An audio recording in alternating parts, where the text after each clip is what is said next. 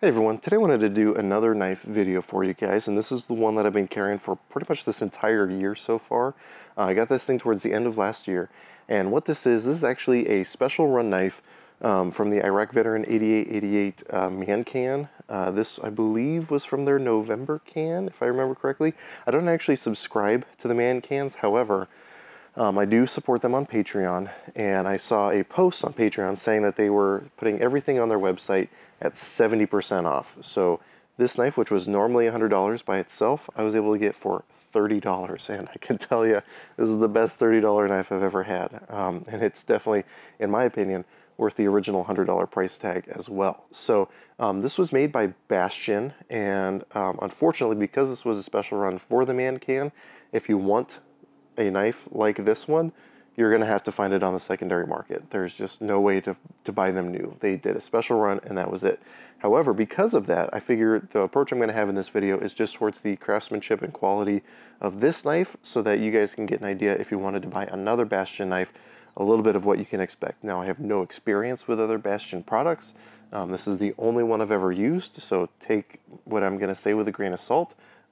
But I can say overall that, again, I've been really impressed by this, and hopefully we can give you an idea of what it might be like if you were to buy a Bastion knife for yourself. So to start out, what I'm going to do is just take this side of the screen and list all the details on this thing: weight, length, tools, or the steel for the blade, the materials on the handle, all that stuff. If you want to pause it, feel free, but I don't want to list a bunch of numbers and words that people who probably don't really care about that part of it. So just to get into it, it is a Tanto style blade, which I guess you guys haven't seen my knife collection yet because this is one of my first knife videos. I don't own a lot of Tanto blades. I'm not a huge fan of the blade shape. I don't feel like the difficulty in sharpening is worth the difference in performance, because I don't feel like the type of stuff I'm using these knives for really needs a Tanto style blade. However, this one has been working really well, and I really like the look that it gives this knife. I keep telling people that this is my gentleman's pocket katana, and I just think with the overall shape of it, that's the idea that I get with that, the way the blade is shaped and the really slim profile. So because of that slim profile, there's no thumb studs. It's a flipper-only knife, and it's on ball bearings, which means it opens very smoothly and very easily. I have taken this thing apart, so I'll go ahead and show you what those ball bearings and everything look like inside. But again, it just makes it very, very smooth and very, very easy to use. Anytime I put this in someone's hands, they just love the way that it feels, and I think that love is warranted. I will say that, again, because of the Tanto blade shape, I haven't actually sharpened this thing, and if you guys haven't seen any of my other knife videos, I typically don't do like cutting tests as part of the review because, in my opinion, a lot of that is dependent on how sharp a person can sharpen their knife to. If they're doing their review before they've had to sharpen it, in my opinion, they probably haven't used that knife enough. So I'm not going to worry about that, because if you're a competent knife sharpener out there, you can do some pretty impressive cutting tests. I will say, out of the box, this thing cut very, very well. It's got a very shallow angle on the edge, so that makes it very, very sharp out of the box. However, it doesn't hold that extreme sharpness for very, very long. It did start to dull a little bit after a while. However, even now, having not sharpened it and using it just however much I need to over the course of almost a year, it's still holding up really well. And again, I guess since this is still one of my early knife videos, if you guys haven't seen my other ones, just to give you my approach, I'm not approaching this as an end-of-the-world knife. I'm not approaching this as a, apocalypse knife. The way I'm approaching this knife is as a regular person who has a, EDC knife, using it to open boxes, open letters, whatever type of small jobs a person would need over the course of their everyday life to use a knife for. So just with that idea out of the way, I guess let's keep moving forward. With the lockup, this is a PVD steel on this side, and it is a frame lock, I believe that's what this is called. And it locks up very securely. It's got plenty of room of wear and tear before this thing is going to start not working on you, which is really nice. There's nothing stopping this thing from overextending when you're closing the blade. However, I haven't seen that to be an issue so far. Everything, again, the fit and finish on this thing is really, really nice. And this is the first time I've had like a G10, which almost looks like carbon fiber on this side, handle mixed with the PVD handle on the other side. It just feels really good. I really like it. And the nice thing about the pocket clip being on the steel side is it makes it very easy to take in and out of your pocket.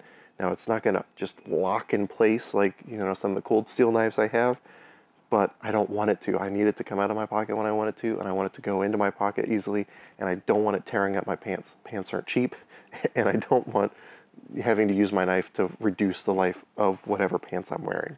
I will also say, even with taking this apart, putting it back together, the blade centering is really good, and I think part of that is from those ball bearings, which just make it a very definitely pleasurable to open and close.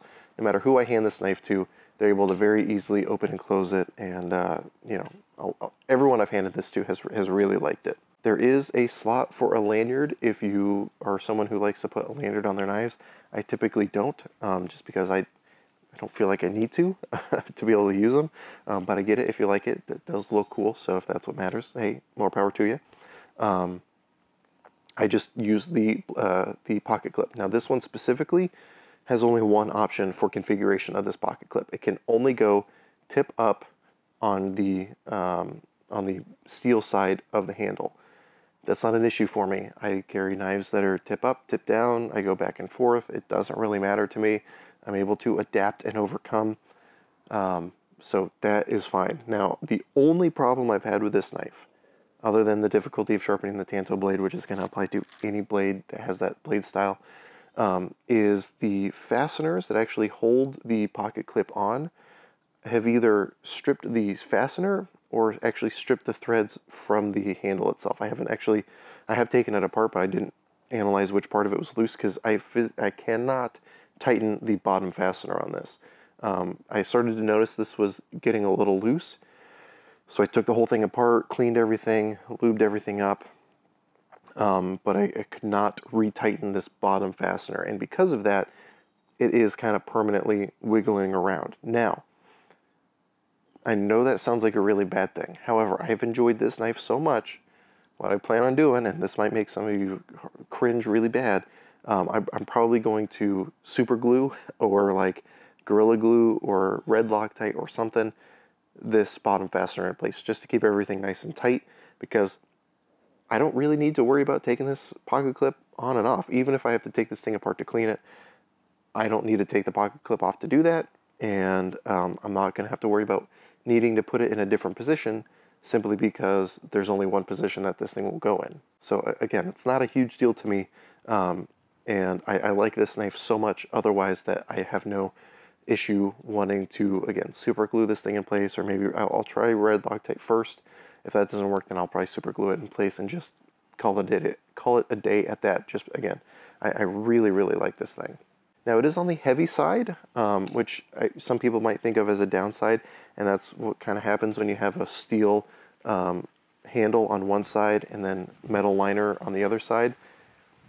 However, again, because I see this as an EDC knife, I don't see this as, you know, a prepper's heavy-duty knife.